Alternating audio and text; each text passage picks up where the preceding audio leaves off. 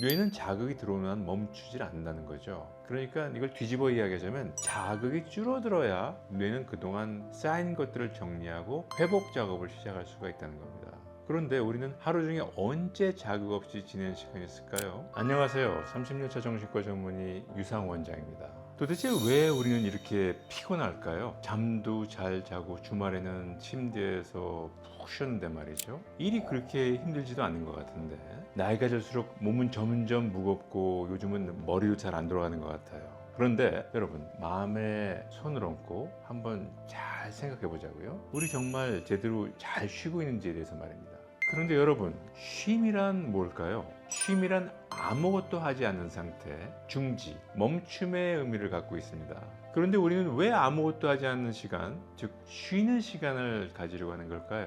회복을 위해서죠. 몸을 움직이면 우리 근육에서는 미세한 손상이 생기고 에너지 대사 과정에서 젖산 같은 피로 물질이 쌓입니다. 동시에 코티솔 같은 스트레스 호르몬의 수치가 올라가는데요. 근육 손상이 누적되면 근육 기능이 떨어지고 부상 위험이 높아지죠. 그리고 피로 물질인 젖산이 과도하게 쌓이면 통증이 오죠. 그리고 근육이 굳고 그래서 제대로 힘을 쉴 수가 없게 됩니다.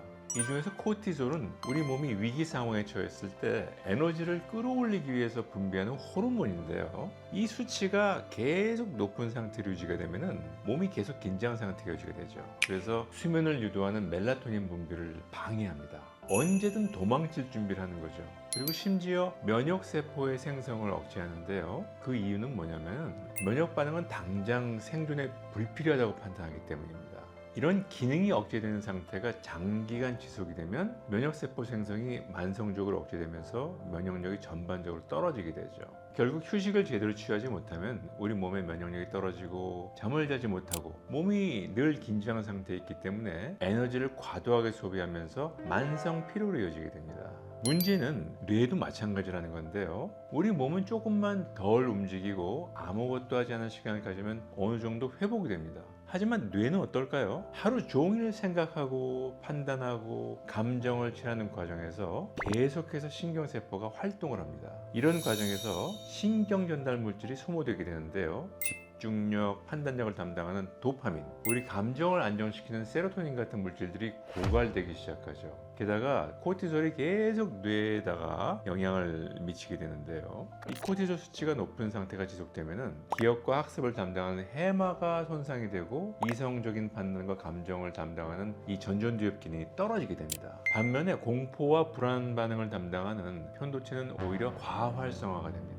이성적으로 생각할 능력은 점점 줄어드는데 감정적인 반응은 점점 강해지게 됩니다. 뇌가 충분하게 회복되지 못한 상태가 반복이 되고 지속이 되면 우리 감정 조절이 점점 어려워지게 됩니다. 그래서 사소한 말 한마디에 쉽게 상처받고 작은 일에도 짜증나고 아무것도 하기 싫은 그런 무기력감이 찾아오게 되죠. 그런데 몸은 아무것도 하지 않고 쉬기만 해도 어느 정도 회복이 되는데 반해서 뇌는 도대체 어떻게 회복을 해야 될까요? 우리의 뇌는 깨어있는 모든 순간 들어오는 자극에 반응을 합니다. 눈앞에 뭐가 보이거나 소리가 들리거나 심지어는 가만히 있다가 어떤 생각이 딱 떠오르기 시작하면 뇌는 활동을 합니다. 그런데 정작 쉬는 시간이 주어졌을 때 우리는 뭘 하나요? 하루 종일 TV를 보거나 유튜브 보고 있지 않나요? 매 순간 장면이 바뀌고 새로운 정보가 화면 속에 쏟아지게 되죠. 뇌는 그 자극 하나하나에 반응을 하면서 쉴 틈이 없이 작동을 합니다. 그리고 더 큰 문제는 심심하거나 무기력한 게 싫다면서 자극을 더 찾아다니기도 합니다. 도파민을 찾는 거죠. 결국 쉬고 있다라고 생각하더라도 뇌는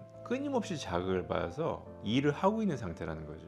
그리고 영상을 끄더라도 뇌는 방금 본 것을 처리하고 정리하느라고 한동안 계속 활동을 하게 됩니다. 스마트폰으로 이것저것 재미있는 영상을 찾아보다가 잠을 자려고 누워도 바로 잠에 들지 못하고 머릿속이 바쁘게 돌아가는 느낌이 드는 이유가 바로 여기에 있습니다. 이런 상태에선 잠에 들어도 깊은 수면에 들어가기까지 시간이 많이 걸리게 되죠.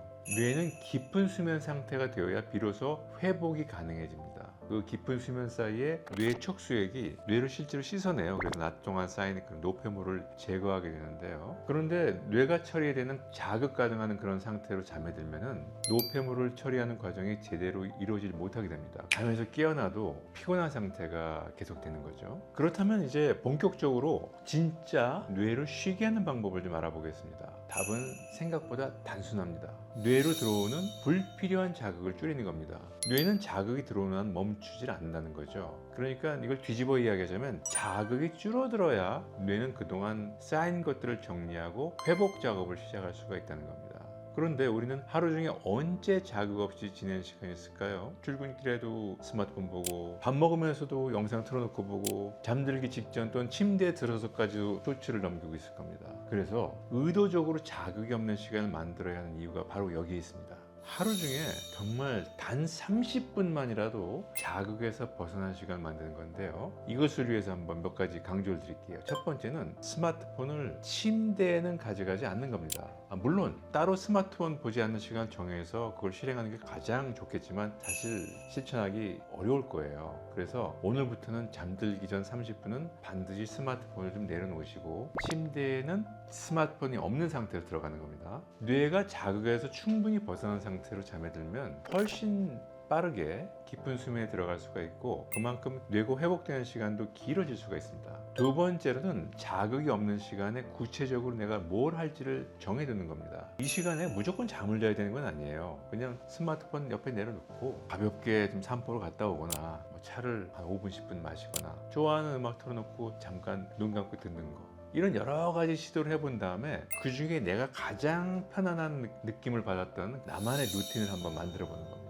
세 번째로는 이 생각의 방향을 내 몸의 감각으로 전환을 하는 겁니다. 예를 들어서 산책 중에 걸으면서 발바닥이 땅에 닿는 느낌, 또는 내 몸을 스쳐가는 바람의 온도, 귀에 들리는 주변 소리에다가 집중을 하는 거죠. 이때 중요한 거는 그 감각을 받아들인 나에게 집중을 하는 겁니다. 지금 내 몸이 어떤 상태인지 자연스럽게 주의를 옮기는 거죠. 발바닥 감각을 분석하는 게 아니고 주변에 들리는 소리가 무슨 소리인지 생각하는 게 아니라 지금 이 순간 이런 걸 느끼는 내가 어떤 상태인지를 들여다보는 겁니다. 현재 내 몸의 상태는 뇌에게는 새로운 자극이 아닙니다. 받아들이고 내 뇌에서 처리해야 될 자극이 아니고 그냥 내 몸에서 일어나는 걸 그냥 확인하는 것뿐이기 때문에 뇌에 추가적인 부담을 주지 않는다는 거죠.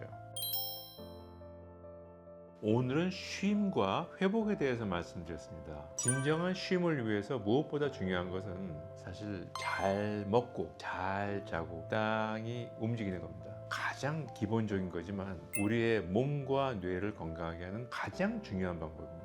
오늘 영상이 여러분에게 도움이 되셨다면 구독, 좋아요, 그리고 알림 설정도 부탁드립니다. 지금까지 닥터유의 마음쉼터 유상원장이었습니다. 감사합니다.